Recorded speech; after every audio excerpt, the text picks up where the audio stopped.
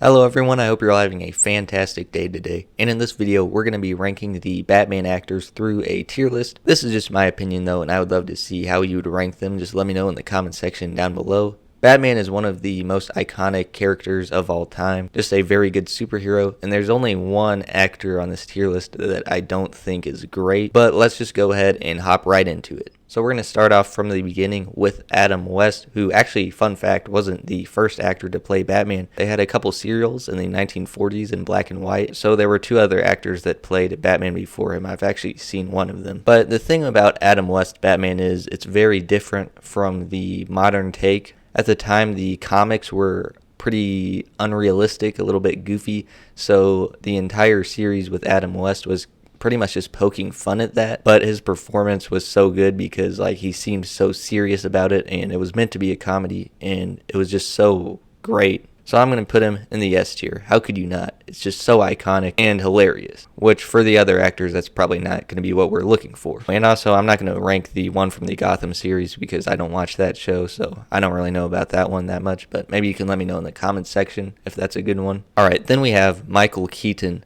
So this version of Batman came out in 1989, and people were unsure of him because he had starred in comedy films, but not really anything this serious, so they were thinking it'd be like another Adam West Batman, which of course Adam West is great, but you don't really want to redo that. They wanted something more serious because the comics were getting more serious, and I gotta say, it was very successful. I'm putting him in the S tier. And I know some people don't even like this version of Batman. They think it's overrated. But I think it's great. His performance is really good. It just seems to come off the most natural out of all these actors. He's just really good at that dual personality. I like how his Bruce Wayne persona, he's still kind of that billionaire playboy guy, but they made it to where people don't even recognize him because he has all these riches and stuff, but he's still kind of quiet. And Michael Keaton also helped make the Batman disguise better. I think it was his idea to do contact lenses and the black makeup around the eyes, and then he also switched voices, and I think he might actually have the best Batman voice in my opinion, because it's not very deep when he's in his Bruce Wayne persona, but then when he gets serious, it gets deep. It's nice and crispy. I mean, I guess that's the best way to describe it. And he just comes off as the most intimidating. When he has a mission, he's going to get the job done. And again, some people don't think this is the definitive version of Batman. And I want to make this very clear. I don't really know if there is a definitive version of Batman. They've kind of changed some of the characteristics over the years. I know some people don't like that he kills people, but then others argue that he needs to kill people to keep the innocent people safe, because obviously he's just killing the villains, not just the normal crooks. He's just brutally beating them up, but not actually killing them. And again, in the very first Batman comic ever created, he did throw people into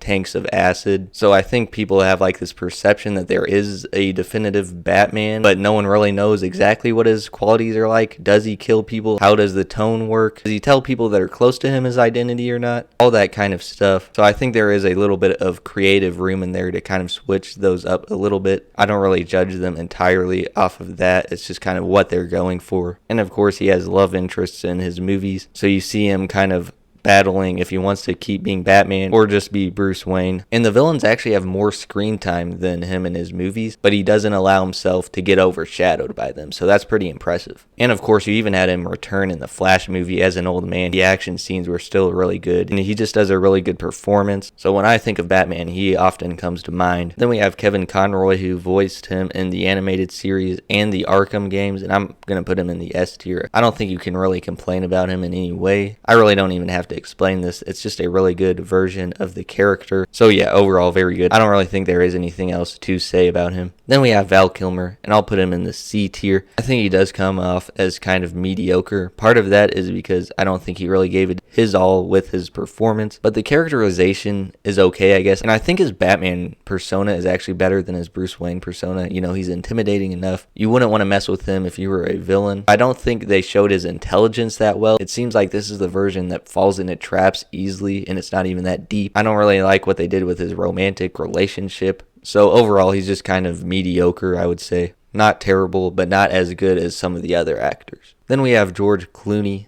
and this is the one that I don't think is great. So I'm going to put him at the bottom. And this is when they just tried to do Adam West again with a $200 million budget, and it just didn't go that well. And you can't really just redo something like that. So this just definitely isn't really a great version of the character, and I believe George Clooney even apologized to Adam West himself. Then we have Christian Bale, and I'm putting him at the B tier. Now let me explain my reasoning. I know a lot of people think he's the best one, and I think I know why. The reasoning is because he has 3 movies where he's the main character, obviously. You see his origin, which I think is done very well. That's a hard thing to pull off. They pulled that off. And then you see his whole story all the way up to the end. I'm not a huge fan of the end. I don't think there is a good way to end a Batman story unless he's like an old man. They should have left an open ending because, as I said, there are so many different things you can do with Batman. I don't think there is a definitive Batman with certain characteristics. I don't even care if he kills people. But what they do with this story, they have him retire after 1 year of crime fighting, only to return like 8 or 9 years later to save Gotham City and then fake his death and then retire for good. That is not what the definitive Batman would do, and I don't even think there is a definitive Batman. So while he starts off really good in Batman Begins, and I think that's even when Christian Bale's performance is the best, I'm not a huge fan of the characterization. Where in The Dark Knight, it's obviously a fantastic movie, one of the best movies ever, one of the best comic book movies, but he plans on retiring because he's fallen in love. That doesn't really seem like something classic Batman would do. And then they kind of set up at the end of the movie that he's a vigilante now, which is a really cool thing. And then when you go to The Dark Knight Rises, it just turns out that he'd actually retired and he's really just not even Batman for that long. And there's a lot of villains that obviously he never fought, and obviously there's villains that a lot of these versions of Batman we haven't seen them fight, but they don't have a complete story. There's just a lot of stuff left mysterious, and you can figure it out with your own imagination. Right here, you just have the whole story, and I just don't think that was a good move, because if there's stuff that isn't that great in the story, you know that. I hope what I said made sense. And overall, B tier isn't that bad for a Batman tier list, because Batman's like one of the best characters ever made, and I still think this is a great adaptation of the character. Keyword there, adaptation. Okay, then we have Ben Affleck. I'm also going to put him in the S tier, and I don't know if I want to put him like above Michael Keaton or not. They're like both right up there, and this is just one where they pulled it straight from the comics, and he looks just like out of the Dark Knight Returns comics. They didn't really make any changes to him. This is just, it's Batman, and I think Zack Snyder is a great director for that. And even if you don't like Batman killing people, you can't argue that this doesn't make sense, because obviously this is a broken version of the character if you watch Batman v Superman, and overall, he's just a really good version of the character. Then we have Will Arnett, aka Lego Batman, and it feels weird putting him above Christian Bale, but how can I not put him in the A tier? Because even though this is kind of like Adam West, it's a parody of Batman, it's meant to be kind of funny.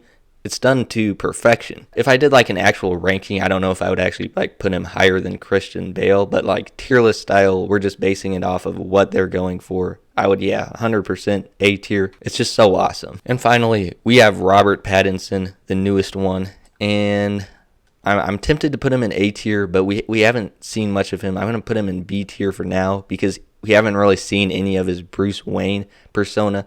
Even Michael Keaton Batman, obviously, his persona is still different than the other Playboy personas, but at the same time, it's still there, whereas Robert Pattinson is just not there at all. His Batman, however, is one of the best. I would definitely put him in the A tier, maybe even S tier for that. I like what we've seen of him, but they could still mess it up, obviously. And I forgot to mention, I think Christian Bale does have the best billionaire persona, so it would feel weird putting Robert Pattinson above him at this point in time. But if we get more movies of him and it keeps getting better, I would probably put him higher on the list. I'm just not entirely sure yet. Anyways, that was my completed tier list. Let me know how you would rank them in the comment section down below. As always, thank you guys so much for watching, and I will see you guys in the next one.